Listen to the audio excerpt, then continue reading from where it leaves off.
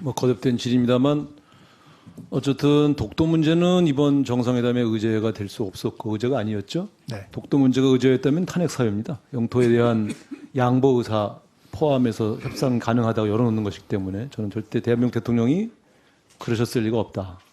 그런데 이제 지금 쟁점은 의제가 아니었음에도 불구하고 기시다 수상이 어떤 자리였는지는 특정할 수 없으나 독도 문제 등을 포함하여 언급한 것은 사실이냐 이제 이렇게 된 거 아니겠습니까? 그건 이제 논의하지 않았다는 것은 우리가 대응하지 않았다는 취지로 말씀하신 것으로 보여지는데 그러니까 아마 관광부 장관이 이걸 발표했을 거 아닙니까? 자기 수상이 하지 않은 얘기를 했다고 관광부 장관이 발표를 하겠습니까? 그러니까 그 사람이 어디까지를 알고 있는지는 모르겠으나 그래서 다시 한번 묻겠습니다.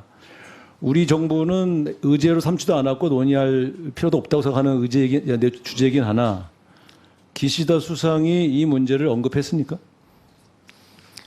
뭐 기시다 수상이 언급한 것은 뭐 여러 가지 있습니다. 네. 제가 뭐 구체적으로 말씀드릴 수는 없지만 네, 알겠습니다. 자, 예, 거기서 무슨 의제로 저는 논의된 첫째, 것은 없습니다. 기시다 수상이 이 언급을 기습적으로 했다면 대단히 비외교적이고 무례한 행위였다고 생각합니다. 이 문제가 양국 국가의 현안 중에 얼마나 예민한 문제인지를 알면서 외교의 상대방을 존중하지 않고 자신들의 정치적 이익만을 위해서 도발한 것이죠.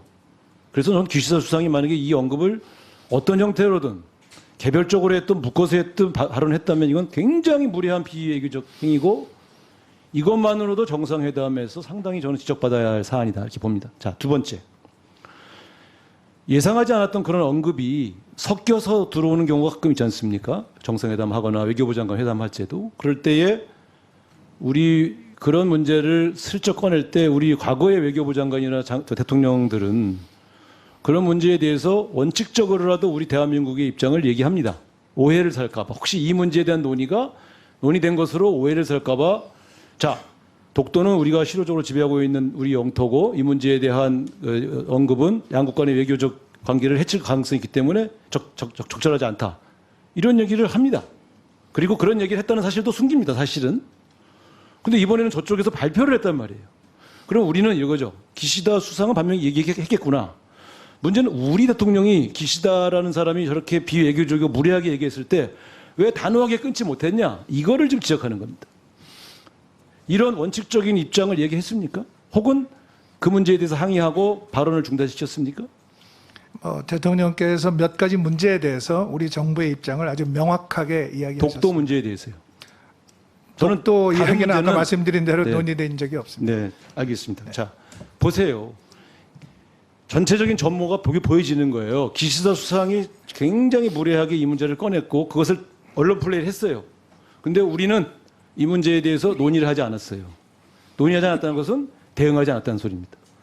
잘못된 겁니다. 꾸짖거나 우리 입장을 분명히 명백하게 밝혔어야 되는 것이죠. 저는 이 점에서 상당히 저는 이 잘못은 기시다 수상에게 있지만 대응을 제대로 하지 못한 대통령의 외교에 저는 문제가 있다 이렇게 지적을 하는 것입니다. 의원님, 독도 자, 문제는요. 네.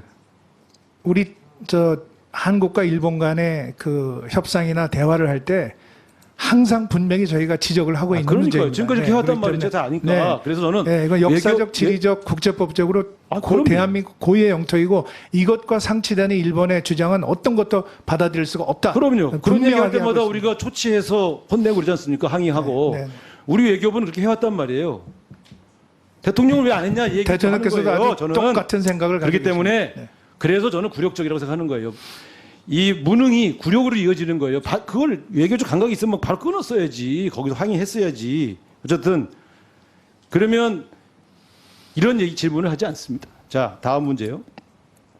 대법원이 판결한 것은 미쓰비시라고 하는 일본 전범 기업이 양금덕 할머니 같은 피해자에게 제대로 임금도 주지 않고 배상도 하지 않은 것에 대한 개인의 청구권을 인정해서 배상을 판결한 것입니다. 자, 대한민국 대통령이 대법원의 판결을 다른 방식으로 해결할 권한이 있습니까? 헌법이나 법률에?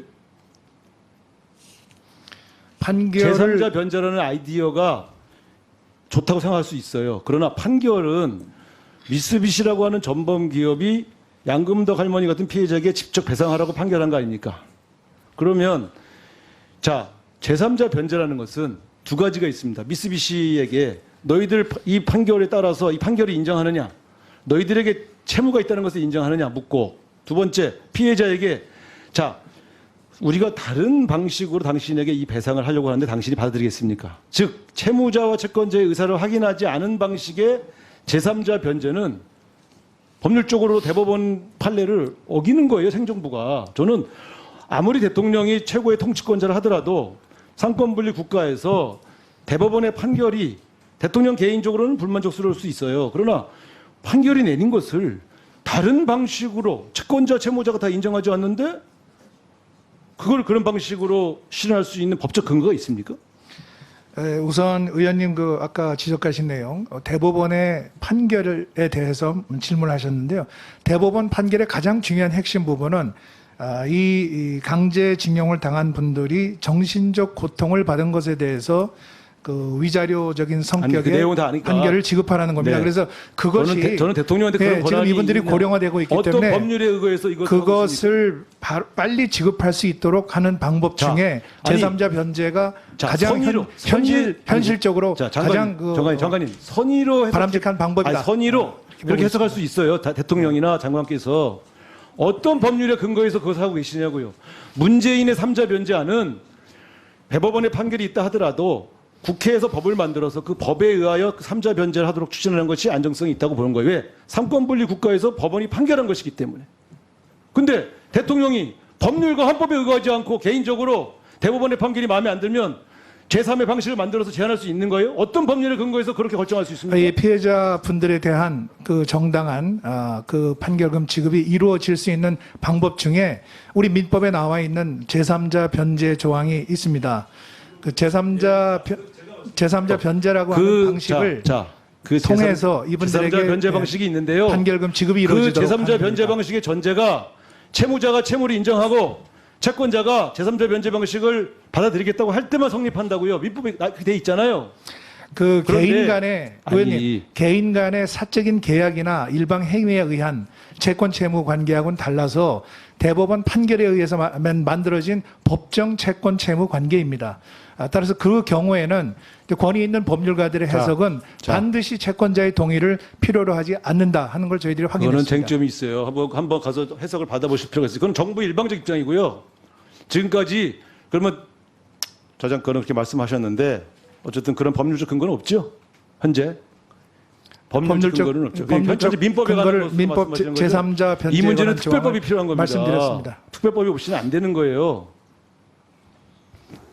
특별법은 국회에서 논의를 해 주셔야 아니, 될 그러니까 과제라고 특별법이 생각합니다. 만들어진 다음에 했어야 될 일을 대통령이 이미 진행하고 있다는 것을 지적하고 있는 겁니다.